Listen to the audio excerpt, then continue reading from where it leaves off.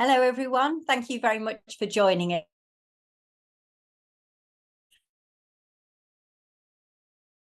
In the Director of Menopause Friendly Australia. And it's my absolute pleasure to say season's greetings to you all. This is the last in our sessions for 2023. So the next time we'll see you is in 2024. So for so many of you, thank you very much for being on this journey with us this year. And today's session is extra special because, of course, the festive season is upon us. As you can see by the hat, the conversation you might have seen in the background was whether we were wearing. And the festive season means a lot to us all, a time to spend, maybe rest and relax, time with family, time to enjoy the season. And I'm already well and truly on top of that. I'm already a box of chocolates down. Wasn't feeling great last week and it just happened. What can I say? Sorry, but not sorry. This is a time to treat ourselves nicely, not to be a Grinch at Christmas. And that's why I'm particularly grateful to have Nigel Denby here with us today, a Lunch and Learn favourite. Hi, Nigel. Nice antlers. Nice of you to notice, Deborah. And you know the SP, Nigel, we want to enjoy Christmas. But for some of us, you know, you're faced with all of that food. We may have been watching our weight all year. We may be worrying about what it actually does. So you're not going to be a Grinch and say, don't partake of the drinking, the food, the fun, all of that sort of stuff, are you? I really hope that the henpicked ladies know by now that's the last thing I am. Whenever you get me, you do not get the food police. This is really about, for me anyway, over Christmas, I'm a total foodie. I am cooking already for Christmas. It is all about enjoying it. But for me, I think the one thing I really want people to do is kind of think, when you come out the other side of the festivities, what do you want on the other side of this? And again, if it is to think, wow, you know, I've had a ball, I've had a total blowout, and now, now it's New Year, I can get back on track. That's okay if that's your choice. If, on the other hand, you think, I want to come out thinking, I had a great time. I might have put a pound or two on, but that's easy to get back. And I really don't think I did what I always do, which is have a blowout. I think I was quite measured. Fabulous. If also, though, you think, well, I'm losing a pound a week at the moment and I want to carry on losing a pound a week over Christmas, that's all right too. The one thing I don't want anyone doing is getting to the other side of the festivities feeling absolutely rotten, beating themselves up and feeling as if, you know, the whole thing's got out of control. That's really what this session is about. I think is about really keeping it measured, keeping it in the way that you want it to be, so that come January, you're thinking, right, you know, I navigated that. I never really have to worry about Christmas again. I can do it how I want to do it. Navigating it, because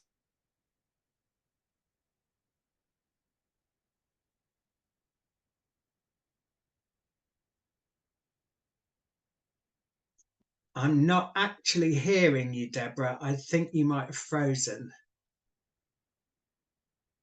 All right, I will come on and join instead. Well, I think we've got some technical challenges, so I've got my elf as well. That's a fabulous hat, Sally. Absolutely. I love it. So, yeah, so we will carry on, and Deborah will hopefully get back on very shortly.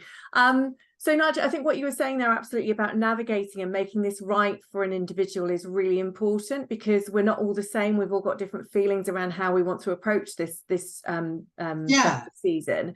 So first of all, what would you say are some of the key things that people need to be thinking about at this time of year?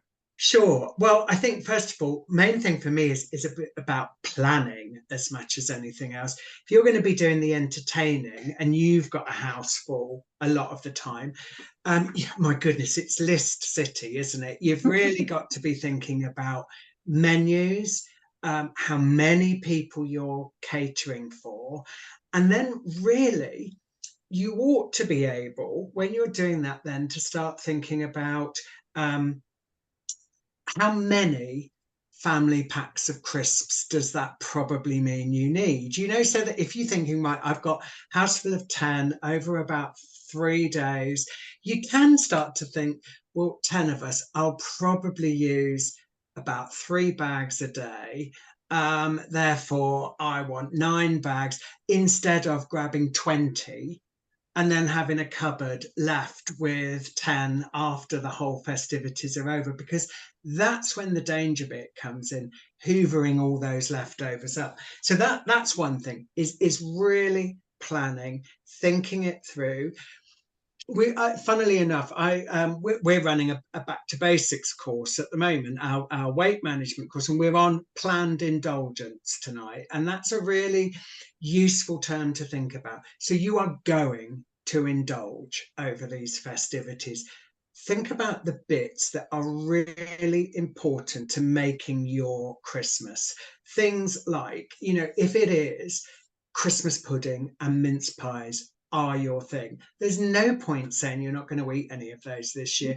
But that probably means you don't need to necessarily eat the other 4 desserts that you've got for people who don't like Christmas pudding. Know you're going to have your Christmas pudding, really enjoy it. Make sure you have got the best mince pies you possibly can, ideally homemade if you can be bothered. You know, and again, really enjoy those.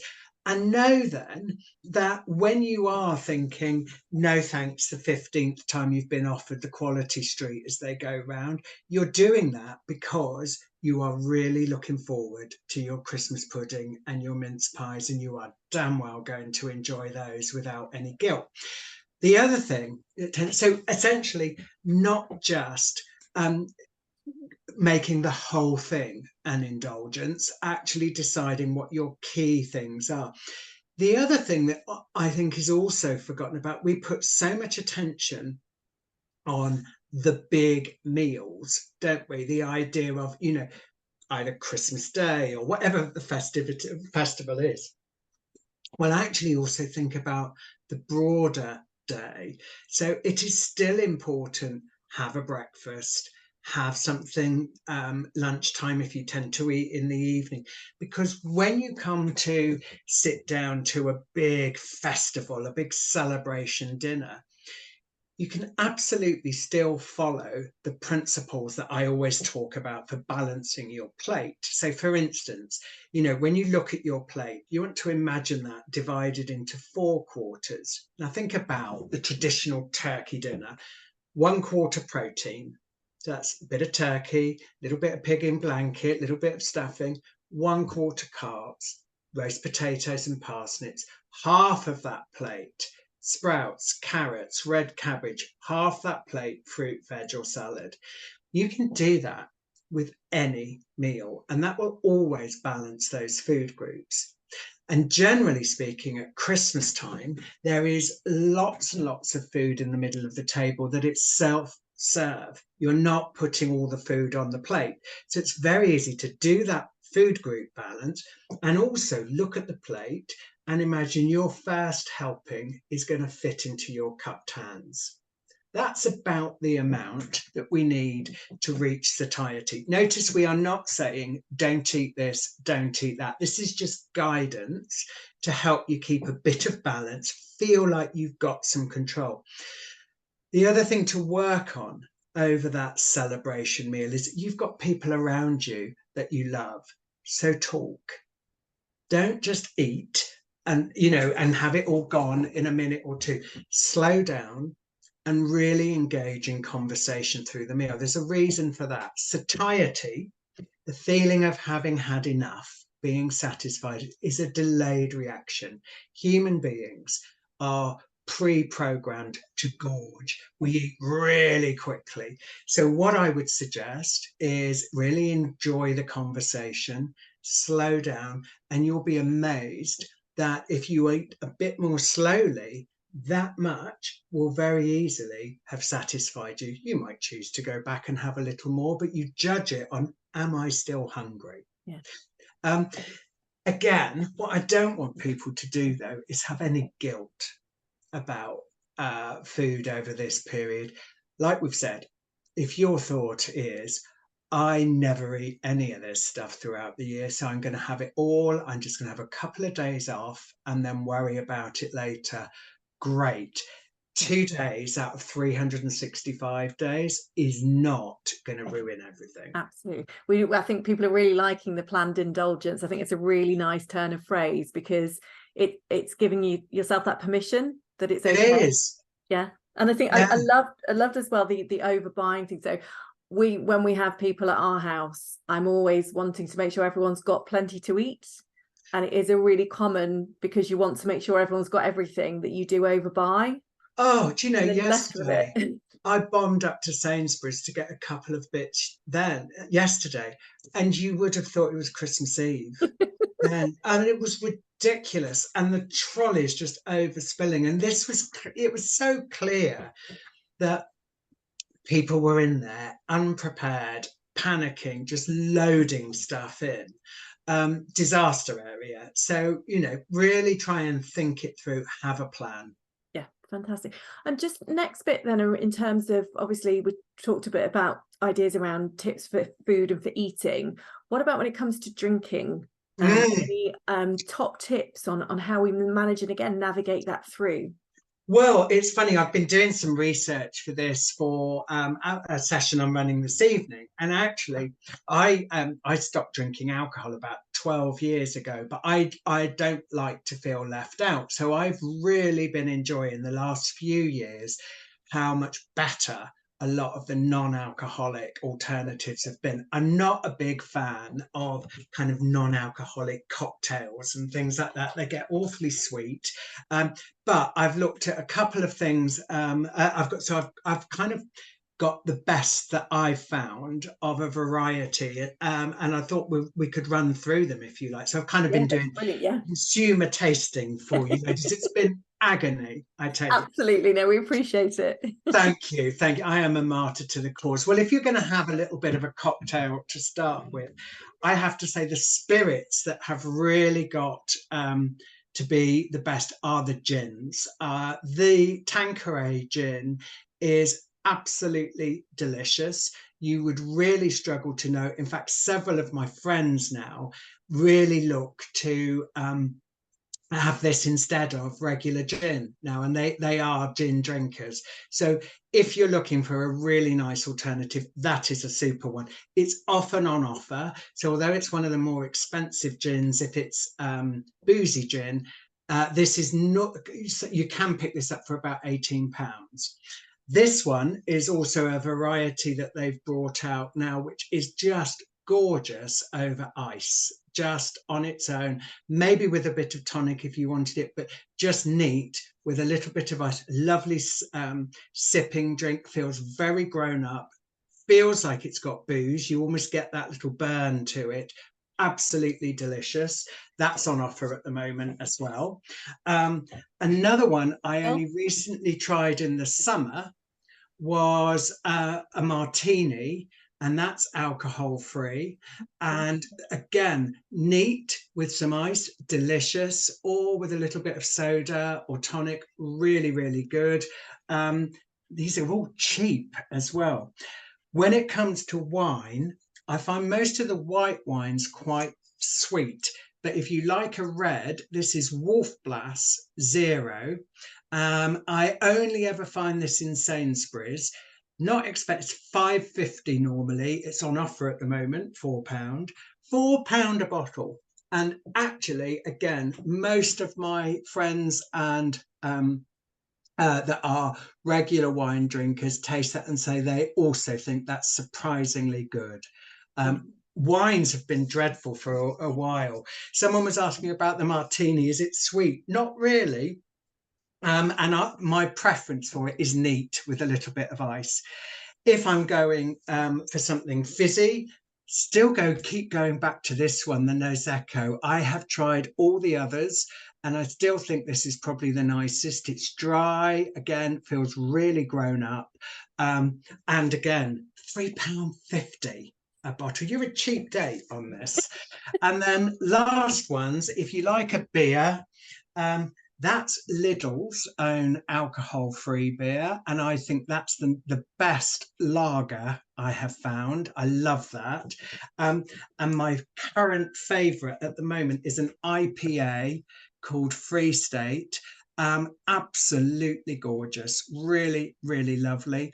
And of course, with all of these, because they don't have alcohol, from a calorie point of view, calorie is alcohol is 7 calories a gram, compared with fat, 9 calories a gram, and everything else is 4 calories a gram. So alcohol can be a massive part of our calorie intake over the Christmas period. It's also the time when you've had a couple, the next thing you know, your face is in a bowl of peanuts and crisps and all those other snacky things. Now, again, what I am not saying is don't drink.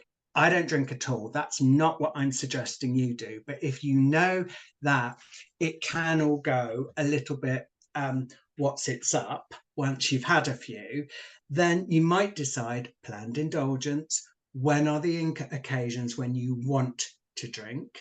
You might decide that actually you're going to have a glass of fizz and then you're going to have a glass of this and you're going to alternate it throughout the day. But again, think it through, plan it, but don't stand there trying to look happy with a glass of mineral water or orange juice. You don't need to do that anymore. Those days have gone. There are so many good alternatives there. This stuff is much, much better than the days when all we used to be able to have was Schlur and Caliber, you know?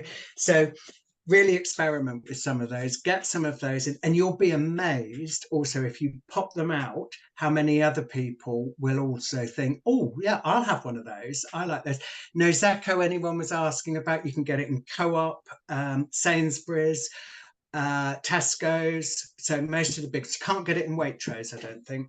Yeah, I think someone's mentioned as well, Guinness Zero is very good as well. People have tried that and that's really nice. And I think, as you say, Nigel, there is so much more choice. And so it doesn't feel like you're necessarily missing out if you don't want to, but equally you can do if you do want to. And it's again that choice that's individual for everybody. Yeah, it really is. And I think, you know, again, as we've said, it doesn't have to be, you don't have to say, I'm not drinking at all over Christmas. Oh goodness, iceberg, someone's just remembered that as well. All the stuff that used to be around.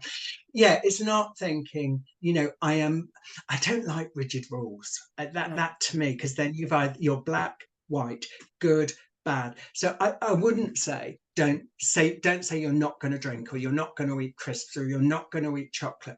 Just decide when you are going to do that, and then you can really enjoy it, because chocolate tastes vile if it's followed by a belly full of guilt. Yeah, absolutely. I think guilt is definitely something we all need to let go of.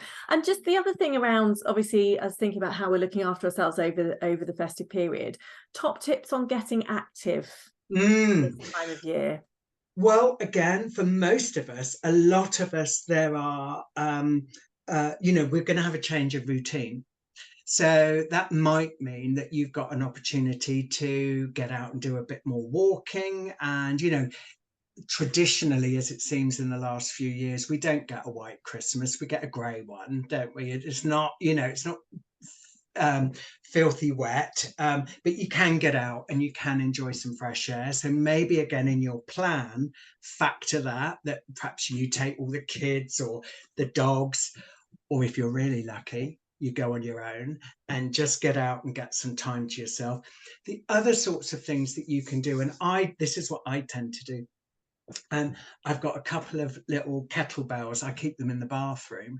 And even if I've got a house full, I can still do a quick bit of strength exercise whilst I'm getting ready in the morning without having to do all the thing of saying, excuse me, everybody, the day's got to stop. I'm doing a class now, you know, and then everybody like that. You can still do your stuff. You can do press ups on the stairs, you know, just leaning against the stairs and using them.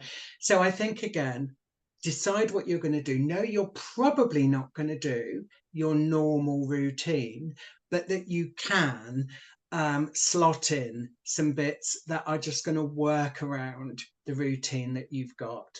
If I can do a really filthy plug, ladies, if you are stuck over the festivities, you can take a membership with Harley Street at Home for 30 days free of charge. Now, there are online classes there. If you want to just join us for 30 days to get you over this hump of the festivities, you're welcome to do that. You're not pressured in any way to stay.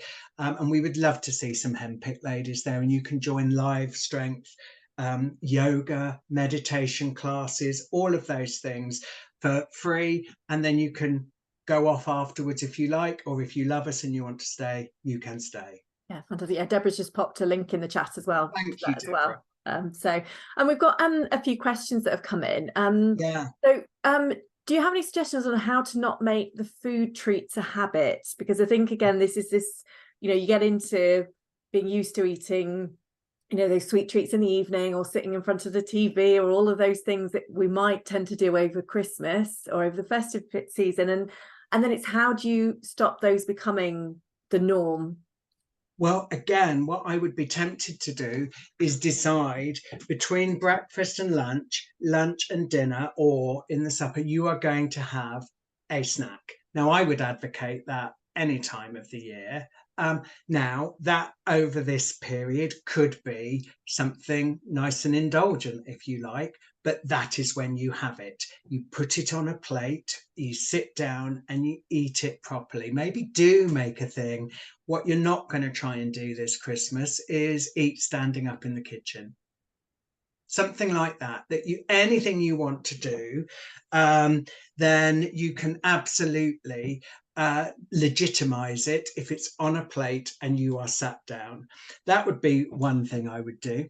If you notice, though, that once you start something, the floodgates open, try this. So this is something, again, we use this in our Back to Basics program, and I should say, Karen, yes, you can use that trial in January, and we'll be starting a new Back to Basics program on the 8th of January. But this is what I call the 15-minute technique. So if you are noticing that now you've had one mince pie, you want to eat 9, then you start thinking to yourself, okay, right, the craving comes on me. You know that thing when you start thinking, what can I have? And you're stood in front of the fridge door or the cupboard. Stop and think, okay, I remember what that twerp with the antlers was talking about. This is one of those moments. So I'm going to take 15 minutes and then I'm going to step back and just carry on doing what I'm doing. I'm going to grab a glass of water and make sure I'm not thirsty. And if in 15 minutes I am genuinely hungry, I am going to go back and have something. The reason you're giving it 15 minutes is if this is just a craving, it can only be maintained for about 8 minutes. And we know that from looking at people with issues around substance abuse and all sorts of things. A craving is just a chemical reaction in the brain. So after 15 minutes, if you go back and you think, right, actually, I am genuinely hungry, well, you might decide, and actually a satsuma would do it, or some unsalted nuts. Or if you really want whatever it was you were looking at in the fridge, you go back and have it because you're genuinely hungry. Try that a few times leading up to Christmas, and you will be amazed how often actually you don't need something at all. Yeah, absolutely.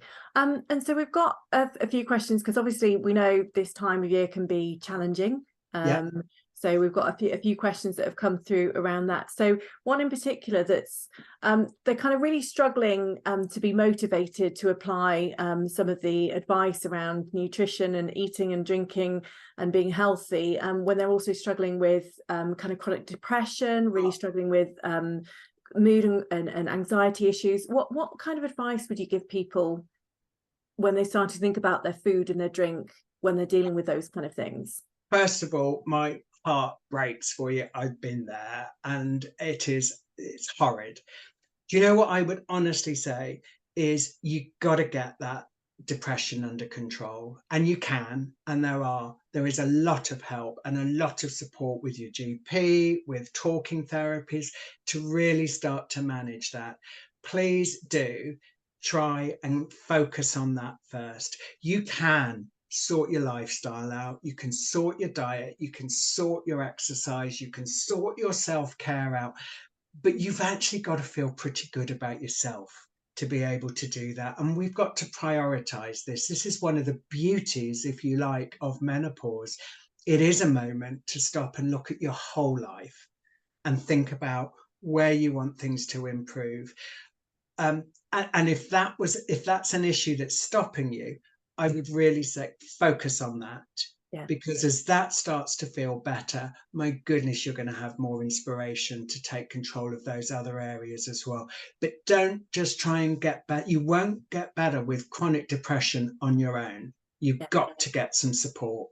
Absolutely. And I think it's that being realistic about not trying to do everything at once, because we often talk about this as this pressure to if someone's really struggling with any kind of health conditions, to then also, I've got to eat properly, I've got to drink the right things, I've got to exercise, I've got to do all these things, and actually taking a bit of time to be kind and gentle to ourselves and not try and do it all at once. I think that's really important.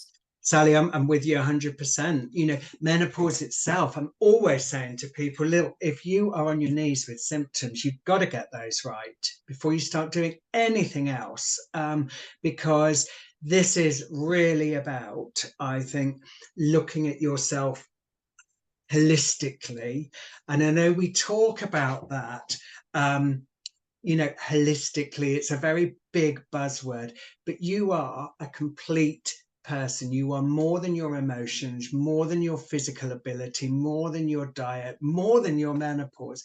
And actually, you've got to look at that whole picture, and then you're going to be in a position, I think, to really address all of those issues, but in the priority that's right for you. The beauty is you've got the rest of your life to do this. You haven't got to do it all by the end of Tuesday afternoon, so take it in bite-sized chunks. Brilliant. And someone's asked, any strategies for those of us who are spending the whole season alone, so no big crowds, parties or extra food, kind of how you navigate the season solo? Oh gosh, yeah. I think there are some elements. I'd be tempted to make a plan of things that you want to do, maybe some gorgeous self-care, get yourself some really fancy stuff for the bath, maybe get yourself, some lovely face masks, maybe think about the TV you want, maybe where you want to walk, again, what your food is going to be. Absolutely embrace this as an opportunity for self-care. Nobody is going to come knocking at the door and surprising you. This is a time when actually you can make yourself an entire self-care package of the festivities, and you are going to come out squeaking with feeling so self-righteous, you're allowed, and so well looked after. So that's how I would approach it. Gosh, do you know what? Something really quite appealing. Yeah. Thinking 3 or 4 days completely on my own. Yeah, absolutely. And I think there's some really interesting comments. I mean, thank you again, everyone sharing, as they always do, around, hating the pressure of new year, new me, new business, so much pressure. Stop making resolutions years ago, and it's led to a much happier January as a result. And I think, again, it goes back to we don't have to do everything in January. No. Absolutely not. And what I'd be tempted to do also is think, you know, 2024, the entire year is going to be the year of me and building my toolkit together. And that isn't going to be something that's going to run out by the 15th of January. This is going to be something now I'm going to look at the whole thing that I want to achieve for my self-worth, my well-being throughout January and throughout 2024, and I'm going to break that into chunks. And yes, at the end of it, just imagine going in to the festivities in the end of 2024 thinking, wow, I have really looked after myself this year. I don't need any resolutions in 2025 because I'm pretty near perfect.